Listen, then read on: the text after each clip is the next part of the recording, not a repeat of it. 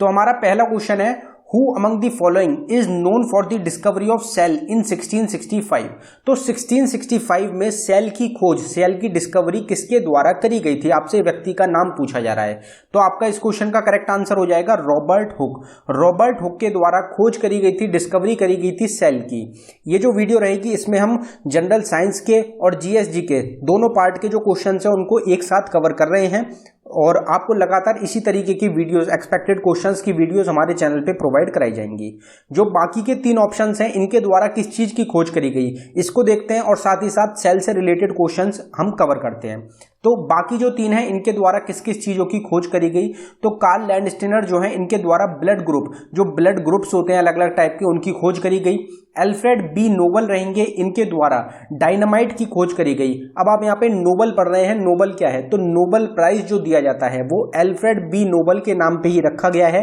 कौन सी कंट्री से रहेंगे? तो ये स्वीडन कंट्री से रहेंगे और स्वीडन ही नोबल प्राइज को प्रेजेंट करता है। ये क्वेश्चन भी आपसे एग्जाम में पूछा जाता है। फ्रेडरिक बेंटिक जो हमारा चौथा ऑप्शन था, इनके द्वारा किस चीज की खोज करी गई? तो इन्होंने इंसुलिन की खोज करी थी, जो कि काफी एक इंपॉर्टेंट इन्वेंशन रहती है। अब यहाँ पे क्वेश्चन में सेल की बात करी गई है, तो सेल को देख लेते हैं। कुछ पॉइंट्स रहेंगे सेल के, उनको करते हैं कवर। तो बेसिक यूनिट ऑफ लाइफ किसको बोला जाता है? सेल को बेसिक यूनिट ऑफ लाइफ बोलते हैं।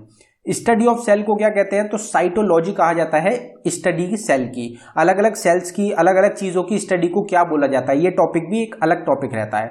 लार्जेस्ट सेल कौन सा है? तो ऑस्ट्रिच का जो अंडा होता है वो लार्जेस्ट सेल रहेगा। और लॉन्गेस्ट सेल कौन सा है? तो नर्व सेल जो होता है ये सबसे लंबा सेल होता है। सेल 2 टाइप में होते हैं, 2 टाइप में डिवाइडेड होते हैं। एक होते हैं प्रोकैरियोटिक सेल और एक होते हैं यूकैरियोटिक सेल। अब power house of the cell, power house जो होता है सेल का, वो किसको कहा जाता है? तो माइटोकॉन्ड्रिया को पावर हाउस बोला जाता है सेल का। आउटर जो लेयर होती है, जो आउटर कवरिंग होती है सेल की, उसको क्या बोला जाता है? उसको प्लाज्मा मेम्ब्रेन बोला जाता है। ये भी आपसे एग्जाम में क्वेश्चन काफी पूछा जाता है। आउटर मोस्ट जो कवरिंग होती है सेल की, उसको प्लाज्मा मेम्ब्रेन बोलते हैं। और ये दोनों में प्रेजेंट होता है, एनिमल्स में भी प्रेजेंट होता है और साथ ही साथ जो प्लांट सेल होते हैं दोनों सेल्स में प्रेजेंट होता है। किसको सुसाइड बैग बोला जाता है सेल्स का? तो वो बोला जाता है लाइजोसोम्स को। ये कुछ सेल से रिलेटेड क्वेश्चन है। इसके अलावा और जो क्वेश्चन सेल से बनते हैं वो हम आगे जो हमारी वीडियोस होंगी उनमें कवर करेंगे, क्योंकि काफी बड़ा टॉपिक है एक सेल। अगला क्वेश्चन देखते हैं। अगला क्वेश्चन है हमारा, which state of India has one the title of Ranji trophy 2022? तो 2022 में जो रणजी ट्रॉफी हुई है वो किसके द्वारा जीती गई? कौन सी स्टेट ने टाइटल को जीता है? तो हमारा आंसर हो जाएगा मध्य प्रदेश। मध्य प्रदेश स्टेट के द्वारा रणजी ट्रॉफी का टाइटल जीता गया है 2022 का। यहाँ पे जो बात हुई है हमारी हुई है स्पोर्ट्स से रिलेटेड। तो जो स्पोर्ट्स हुए हैं अभी 2022 के, उनको कवर करते हैं। अगर स्पोर्ट्स में बात करी जाए तो संतोष ट्रॉफी हुआ है अभी 2022 में। ये किसके द्वारा जीता गया? केरला के द्वारा जीता गया है और ये केरला का 7वां टाइटल है जो कि इन्होंने जीता है। संतोष ट्रॉफी कौन से स्पोर्ट्स से रिलेटेड है? तो फुटबॉल का ये टूर्नामेंट होता है। ये भी आपसे एग्जाम में पूछा जाता है। अब मोस्ट इंपॉर्टेंट क्वेश्चन रहेगा आपके एग्जाम्स के लिए, क्योंकि ये जो क्वेश्चन है इंडिया से रिलेटेड काफी इंपॉर्टेंट बन जाता है। तो 32nd थॉमस कप हुआ है 2022 का, ये इंडिया ने जीता है। काफी इंपॉर्टेंट है क्योंकि इंडिया का पहला टाइटल ये रहेगा। दूसरी रैंक किसकी रही है? तो इंडोनेशिया को हरा के भारत ने इस टाइटल को जीता है। इंडोनेशिया काफी बार थॉमस कप को ऑलरेडी जीत चुका है। अब जो थॉमस कप हुआ है ये होस्ट किसके द्वारा करा गया? कौन सी कंट्री में हुआ? तो थाईलैंड में इसको होस्ट किया गया। और ये पुरुषों का, जो मेंस होते हैं, उनका बैडमिंटन का एक टूर्नामेंट होता है। अब फीफा वर्ल्ड कप जो है 2026 में कहां पे होगा? कौन सी कंट्री में होस्ट करा जाएगा? तो यूएसए, कनाडा और मैक्सिको, ये तीनों कंट्री मिलकर 2026 में 2026 में फीफा वर्ल्ड कप को होस्ट करेंगी। अभी 2022 का जो चल रहा है, जो आपका एंड में होगा फीफा वर्ल्ड कप, वो कहां पे ऑर्गेनाइज होगा? तो वो कतर में ऑर्गेनाइज होगा। ये क्वेश्चन एग्जाम्स में, जो पीछे आपके एग्जाम्स हुए थे उसमें काफी ज्यादा क्वेश्चन ये पूछा गया था। अगर मेंस हॉकी एशिया कप की बात करी जाए 2022 की, तो ये साउथ कोरिया के द्वारा जीता गया है और 3rd रैंक रही है इंडिया की। इंडिया की रैंक आपसे पूछी जाती है। इंडिया ने इसमें ब्रॉन्ज मेडल जीता है। साउथ कोरिया ने गोल्ड मेडल जीता है। होस्ट किसके द्वारा करा गया? तो ये इंडोनेशिया कंट्री के द्वारा होस्ट करा गया था। आईपीएल भी टूर्नामेंट है, वो भी हमारे हो चुके हैं। 15वें आईपीएल का टूर्नामेंट जो है वो ऑर्गेनाइज हुआ था 2022 का, जो कि गुजरात टाइटंस के द्वारा जीता गया। और गुजरात टाइटंस ने पहली बार एंट्री ली थी 2022 में और इन्होंने ये टाइटल जीत लिया है। लखनऊ की टीम जो है उन्होंने भी पहली बार एंट्री ली थी। तो गुजरात टाइटंस और लखनऊ सुपर जायंट्स, ये दोनों नई टीम थी आईपीएल में 2022 में। अब आईपीएल 2022 में जो ऑरेंज कैप रहा वो किसके पास रहा, तो जॉस बटलर के पास रहा। इंग्लैंड के प्लेयर हैं, इन्होंने सबसे ज्यादा रन बना के ऑरेंज कैप अपने नाम कर लिया। और जो पर्पल कैप है वो रहा है युजवेंद्र चहल के नाम, जो इंडिया के एक बॉलर रहेंगे और इन्होंने सबसे ज्यादा विकेट लिए हैं 2022 आईपीएल में, 27 विकेट्स इनके द्वारा लिए गए और इनको पर्पल कैप सम्मानित किया गया। स्पॉन्सर कौन रहा है आईपीएल 2022 का, तो वो टाटा के द्वारा स्पॉन्सरशिप ली गई है। पहले वीवो के पास थी, अब वो टाटा के पास शिफ्ट हो चुकी है। प्लेयर ऑफ द सीरीज कौन रहा, तो Jos Buttler player of the series रहे हैं। आईपीएल के सबसे ज्यादा इन्होंने रन बनाए हैं।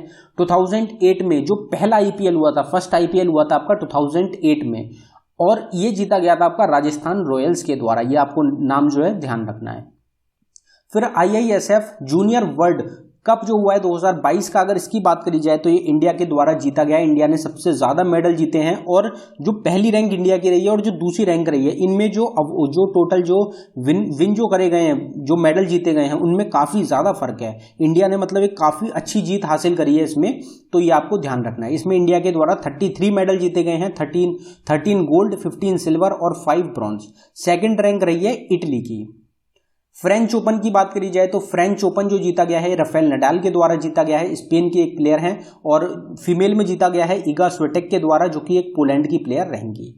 तो इतने स्पोर्ट्स हमने कवर करे हैं। और ये जो टॉपिक्स रहते हैं, इस टॉपिक की आपको सेपरेट वीडियो मिलेगी हमारे चैनल पे, HVS स्टडीज 2.0 हमारा चैनल है, उस पे हर एक टॉपिक की स्पोर्ट्स, पहला क्वेश्चन हो गया हमारा सेल से रिलेटेड, उसकी सेपरेट वीडियो आपको मिल जाएगी। दूसरा क्वेश्चन हो गया हमारा स्पोर्ट्स से रिलेटेड, तो स्पोर्ट करंट अफेयर से रिलेटेड आपको वीडियो मिल जाएगी। तो डिस्क्रिप्शन बॉक्स में दूसरे चैनल का हमारा लिंक प्रोवाइड कराया गया है, आप उस चैनल को जरूर विजिट कर लें।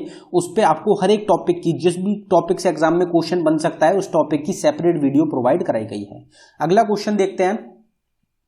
अगला क्वेश्चन है हमारा, what is the total number of players in a football team.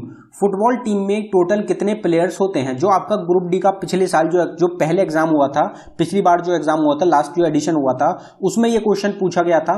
तो फुटबॉल जो टीम होती है उसमें कितने प्लेयर होते हैं एक टीम में, तो आपका आंसर हो जाएगा 11 प्लेयर होते हैं फुटबॉल की एक टीम में। अब जो प्लेयर्स होते हैं टीम में, उनकी हम बात कर लेते हैं। कुछ इंपॉर्टेंट जो टूर्नामेंट्स होते हैं, जो इंपॉर्टेंट गेम्स होते हैं उनकी, तो बास्केटबॉल जो गेम होता है इसमें टोटल 5 प्लेयर्स होते हैं एक टीम में। वॉलीबॉल में कितने होते हैं, वॉलीबॉल में 6 प्लेयर्स होते हैं। बेसबॉल में होते हैं एक टीम में 9 प्लेयर। क्रिकेट की आप सबको पता है, क्रिकेट में एक टीम में 11 प्लेयर्स खेलते हैं। हॉकी में कितने खेलते हैं, 11 प्लेयर्स। तो 3 आपके हो गए, एक तो क्रिकेट हो गया, एक हॉकी हो गया, और एक आपका हो गया फुटबॉल। ये 3 जो टूर्नामेंट होते हैं, जो 3 जो ये गेम्स होते हैं, स्पोर्ट्स होते हैं, इनमें आपके 11 प्लेयर्स होते हैं। पोलो की अगर बात करी जाए तो पोलो में 4 प्लेयर्स होते हैं, लेकिन अगर आपसे वहीं वाटर पोलो पूछ लिया जाए तो वाटर पोलो में 7 प्लेयर्स होते हैं, 3 प्लेयर एक्स्ट्रा होते हैं वाटर पोलो में। अगर कबड्डी की बात करी जाए तो कबड्डी में भी 7 प्लेयर्स होते हैं। खो खो में कितने प्लेयर्स होते हैं, तो खो खो में 9 प्लेयर्स होते हैं। रग्बी में कितने होते हैं, तो रग्बी में 15 प्लेयर्स होते हैं। इसमें अगर देखा जाए तो रग्बी में सबसे ज्यादा प्लेयर हैं, तो रग्बी जो फुटबॉल होता है उसमें 15 प्लेयर्स जो होते हैं वो एक टीम में खेलते हैं। अगला क्वेश्चन देखते हैं। अगले क्वेश्चन पे बढ़ने से पहले हम आपको बताना चाहते हैं करंट अफेयर जो है 2022 का, जनवरी से लेके जुलाई तक का, 2022 का जनवरी से जुलाई तक का टोटल 7 महीने हो गए। सातों के सातों महीने के कंबाइन करके एक ई बुक हमारे द्वारा लॉन्च करी गई है, जो कि सिर्फ आपको 59 रुपीज में प्रोवाइड कराई जा रही है। एग्जाम्स में करंट अफेयर के 2022 के क्वेश्चन सबसे ज्यादा देखने को मिल रहे हैं। तो अगर इसकी बात करी जाए तो मोस्ट एक्सपेक्टेड जितने भी क्वेश्चन सबसे इंपॉर्टेंट हैं जनवरी से जुलाई तक के, वो सारे आपको इसमें कवर कराए गए हैं। 1300 प्लस करंट अफेयर के क्वेश्चंस आपको इस ई बुक में मिलेंगे। इसमें आपको जो 7 के 7 महीने हैं, जनवरी, फरवरी, मार्च, अप्रैल, जुलाई तक के सारे महीने के करंट अफेयर प्रोवाइड कराए गए हैं। अलग अलग प्रोवाइड कराया गया है, आपको लेवल रहेगा। और ये जो ई बुक रहेगी ये अवेलेबल है बाइलिंगुअल लैंग्वेज में, मतलब हिंदी और इंग्लिश दोनों लैंग्वेजेस में ये प्रोवाइड कराई गई है। तो आप दोनों जो भी आप लैंग्वेज आप जानते हैं, हिंदी या फिर इंग्लिश, उसमें आप इसको पढ़ सकते हैं। अगर आप इंटरेस्टेड हो तो लिंक आपको डिस्क्रिप्शन में प्रोवाइड कराया गया है, आप एक बार जरूर ट्राई करें, काफी इंपॉर्टेंट रहने वाली है। आप डिस्क्रिप्शन में जाके इसको बाय कर सकते हैं, लिंक रहेगा वहां पे, आपको वहां पे जाके आपको बाय कर लेना है। अगर आपको फाइल डाउनलोड करने में कुछ इशू आता है तो नीचे हमारी जीमेल आईडी है, आप इस पे डायरेक्टली जाके मेल कर सकते हैं। अगला क्वेश्चन देखते हैं। अगला क्वेश्चन है हमारा, fourth edition of Khelo India youth games 2022 held in, तो 2022 में जो फोर्थ एडिशन हुआ है खेलो इंडिया यूथ गेम्स का, ये कहां पे ऑर्गेनाइज करा गया? तो आपका आंसर हो जाएगा हरियाणा। हरियाणा में ऑर्गेनाइज करा गया है चौथा एडिशन खेलो इंडिया यूथ गेम्स का। अगर फोर्थ एडिशन की बात करी जाए खेलो इंडिया यूथ गेम्स की, तो पहले 2021 में होना था, लेकिन 2021 में कोरोना वायरस की वजह से इसको पोस्टपोन कर दिया गया 2022 के लिए। हरियाणा स्टेट ने इसको पोस्टपोन कर दिया था। अब अगर खेलो इंडिया यूथ गेम्स की बात करी जाए तो खेलो इंडिया यूथ गेम्स को देख लेते हैं। अब खेलो इंडिया यूथ गेम्स का हेडक्वार्टर आपसे पूछा गया था पीछे एक बार एग्जाम में, तो न्यू दिल्ली में हेडक्वार्टर है खेलो इंडिया यूथ गेम्स का। जो पहला एडिशन हुआ है वो 2018 में हुआ है, दिल्ली ने ऑर्गेनाइज करा था। दूसरा एडिशन हुआ है 2019 में, वो कहां पे हुआ था? पुणे महाराष्ट्र में। थर्ड एडिशन हुआ था आपका 2020 में गुवाहाटी आसाम में, और जो फोर्थ एडिशन था वो आपका 2021 में होना था, पोस्टपोन्ड हो गया 2022 के लिए, और ये हुआ है आपका पंचकुला हरियाणा में। इसका मैस्कॉट क्या था? मैस्कॉट पूछ लिया जाता है, तो मैस्कॉट था धाकड़। धाकड़ मैस्कॉट था fourth edition of Khelo India youth games का 2022 का। हरियाणा के द्वारा इस टूर्नामेंट को जीत लिया गया। हरियाणा ने फोर्थ एडिशन जीत लिया है खेलो इंडिया गेम्स का, और हरियाणा ने 137 मेडल जीते हैं टोटल, जिसमें 52 गोल्ड हैं, 39 सिल्वर हैं और 46 ब्रॉन्ज मेडल जीते गए हैं। अब जो पांचवा एडिशन है 2022 में जो होना है खेलो इंडिया यूथ गेम्स का, वो आपका भोपाल मध्य प्रदेश ऑर्गेनाइज करेगा, होस्ट करेगा। In which year did the Chauri Chaura incident took place, तो चौरी चौरा इंसिडेंट जो हुआ था वो कौन से साल में हुआ था? तो आपका आंसर हो जाएगा 1922। 1922 में हुआ था आपका चौरी चौरा इंसिडेंट। जो चौरी चौरा कांड हुआ था वो 1922 में हुआ था। यहाँ पे मूवमेंट या फिर जो इवेंट्स होती हैं उनसे रिलेटेड ये क्वेश्चन बन गया है, तो कुछ मूवमेंट इंपॉर्टेंट या इवेंट्स की बात कर लेते हैं। तो चंपारण सत्याग्रह, चंपारण जो मूवमेंट हुआ था, जो कि महात्मा गांधी 1950 में इंडिया वापस आए थे साउथ अफ्रीका से, इसीलिए हम 9 जनवरी को हर साल क्या मनाते हैं? एनआरआई डे, क्योंकि महात्मा गांधी वापस आए थे साउथ अफ्रीका से। उनके बाद उनका जो पहला सत्याग्रह था, जो उनका पहला मूवमेंट था, वो था चंपारण मूवमेंट। कब हुआ था? 1917 में ये महात्मा गांधी के द्वारा स्टार्ट किया गया था। फिर अगर नॉन कोऑपरेटिव मूवमेंट की बात करी जाए तो ये 1920 में स्टार्ट हुआ था, महात्मा गांधी ने स्टार्ट किया था। स्वदेशी मूवमेंट 1905 में लॉन्च किया गया था, स्टार्ट किया गया था। सिविल डिसओबीडियंस मूवमेंट, ये भी इंपॉर्टेंट रहता है, महात्मा गांधी से ही रिलेटेड रहेगा। 1930 में इसको गांधी जी के द्वारा लॉन्च किया गया था, स्टार्ट किया गया था। ककोरी ट्रेन एक्शन, अब इसका नाम यूपी गवर्नमेंट ने ककोरी ट्रेन एक्शन कर दिया है। इससे पहले इसका नाम क्या था? तो ककोरी ट्रेन रॉबरी, इससे पहले इसका नाम था। 1925 में ये जो हुआ था एक्शन, ये लिया गया था। होम रूल मूवमेंट जो था ये 1916 में लाया गया था। बाल गंगाधर तिलक और एनी बेसेंट ने इसको लॉन्च किया था। क्विट इंडिया मूवमेंट 1942 में महात्मा गांधी के द्वारा लॉन्च किया गया था। भूदान मूवमेंट इंपॉर्टेंट रहता है, 1951 में विनोबा भावे ने इसको स्टार्ट किया था। ये तीन आपको एक साथ याद रखने हैं, तीनों के ईयर सेम होते हैं, एग्जाम्स में काफी पूछे जाते हैं। तो रॉलेट एक्ट लाया गया था, जलियांवाला बाग मैसकर हुआ था और खिलाफत मूवमेंट लॉन्च हुआ था। ये तीनों आपके हुए थे 1919 में। 1919 में रॉलेट एक्ट भी लाया गया था, जलियांवाला बाग मैसकर भी हुआ था और खिलाफत मूवमेंट भी आपका लॉन्च हुआ था। फिर आता है गांधी इरविन पैक्ट। गांधी और इरविन के बीच में जो पैक्ट साइन हुआ था उसको गांधी इरविन पैक्ट बोलते हैं। 1931 में साइन किया गया था। Who is appointed as the new lieutenant governor of Delhi, Delhi के नए लेफ्टिनेंट गवर्नर कौन चुने गए? तो आपका करेक्ट आंसर हो जाएगा विनय कुमार सक्सेना। अभी 2022 की हाल ही की आपकी अपॉइंटमेंट रहेगी, एग्जाम्स के लिए इंपॉर्टेंट है काफी ज्यादा। तो अगर लेफ्टिनेंट गवर्नर की बात करी जाए दिल्ली के, वो विनय कुमार सक्सेना चुने गए हैं। अब यहाँ पे बात हुई हमारी दिल्ली की, तो दिल्ली को एक बार देख लेते हैं। दिल्ली को यूनियन टेरिटरी का दर्जा मिला था 1956 में। नेशनल कैपिटल टेरिटरी बनी है दिल्ली 1 फरवरी 1992 को। टोटल डिस्ट्रिक्ट हैं 11 दिल्ली में। लेफ्टिनेंट गवर्नर है करंट टाइम में विनय कुमार सक्सेना। हाल ही की अपॉइंटमेंट जो हमारा क्वेश्चन है, अरविंद केजरीवाल करंट टाइम में चीफ मिनिस्टर हैं दिल्ली के। और पंजाब के चीफ मिनिस्टर कौन है? भगवंत मान रहेंगे। एग्जाम में CHSL के 5 से 6 बार पूछा गया आपके, और जो भगवंत मान है वो भी आम आदमी पार्टी से ही आपके रहेंगे। नए चीफ सेक्रेटरी कौन चुने गए हैं दिल्ली के? न्यू अपॉइंटमेंट रहेगा, ये भी नरेश कुमार रहेंगे। पुलिस कमिश्नर कौन है दिल्ली के? पीछे एग्जाम में पूछा गया था, राकेश अस्थाना रहेंगे। डिप्टी चीफ मिनिस्टर है मनीष सिसोदिया, आम आदमी पार्टी से ही रहेंगे। लेजिस्लेचर की अगर बात करी जाए तो यूनिकैमरल है, 70 सीट्स रहती है यहाँ पे। राज्यसभा में 3 सीट हैं दिल्ली की और लोकसभा में 7 सीट हैं दिल्ली की। हुमायूं टॉम्ब दिल्ली में है, कुतुब मीनार रहेगा, रेड फोर्ट रहेगा, टॉम्ब ऑफ मोहम्मद शाह रहेगा, लोधी गार्डन और लोटस टेम्पल, ये सब आपके कहाँ लोकेटेड है? ये सब आपके दिल्ली में लोकेटेड है। In which of the following year was the Battle of Chanderi fought between Babur and Medini Rai? तो बाबर और मेदिनी राय के बीच में जो बैटल ऑफ चंदेरी लड़ी गई थी वो कौन से साल में लड़ी गई थी? अब आपको पता होगा कि हिंदुस्तान जो बाबर आया था वो कौन से साल में आया था? तो 1526 में बाबर इंडिया में आया था और 1530 में डेथ हो गई थी बाबर की। तो इन 4 साल में से जो आपका ऑप्शन है वो आपका करेक्ट आंसर हो जाएगा। इन 4 साल के बीच में तो आपका आंसर हो जाएगा 1528 में बाबर के द्वारा मेदिनी राय को बैटल ऑफ चंदेरी में हरा दिया गया था। ये क्वेश्चन आपका रहेगा जो कि आपसे पूछा गया है। अब अगर हम बात करी जाए यहाँ पे मुगल एम्पायर की, तो मुगल एम्पायर की स्थापना बाबर के द्वारा करी गई 1526 में। जो भी बैटल्स मुगल एम्पायर से रिलेटेड इंपॉर्टेंट बैटल्स हैं हम उनको देख लेते हैं। तो मुगल एम्पायर का जो टाइम पीरियड है वो 1526 से 1857 रहता है। जो पहली बैटल लड़ी गई थी पानीपत की वो आपसे पूछी जाती 1526 में लड़ी गई थी, जिसमें बाबर के द्वारा इब्राहिम लोधी को हरा दिया गया था और इन्होंने एस्टेब्लिशमेंट कर दी थी मुगल एम्पायर की। फिर बैटल ऑफ खनवा को लड़ा गया था 1527 में, जिसमें बाबर के द्वारा राणा संगा ऑफ मेवाड़ और उनके अलाइज जो थे उनको हरा दिया था। फिर बैटल ऑफ घाघरा से पहले जो हमारा क्वेश्चन था चंदेरी वाला वो लड़ी गई थी 1528 में। फिर बैटल ऑफ घाघरा लड़ी गई थी 1529 में, जिसमें बाबर के द्वारा जो जॉइंट फोर्सेस थी अफगान की और सुल्तान ऑफ बंगाल की उनको हरा दिया गया था। फिर बैटल ऑफ चौसा की बात करी जाए 1539 में ये लड़ी गई शेरशाह सूरी ने, जिसमें हुमायूं को हरा दिया था। फिर second battle of Panipat, 3 battle हुई थी पानीपत की, first battle of Panipat, second battle of Panipat और third battle of Panipat. Second battle जो हुई थी पानीपत की ये आपकी 1556 में लड़ी गई, जिसमें अकबर के द्वारा हिंदू किंग थे हेमू उनको हरा दिया गया था।